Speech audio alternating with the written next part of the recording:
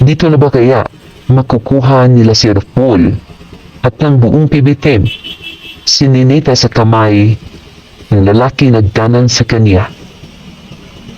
Pinuntahan ng buong PB team ang SM Lanang upang makita si Ninita.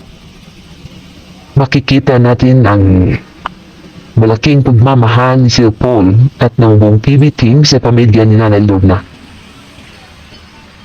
Pinapakita nila ang kanilang pagod sa paghahanap. Kahit anumang hirap ang kanilang dinaanan, hindi nila yan iniisip makuha lang uli si Ninita sa kamay ng lalaki nagtanan sa kanya.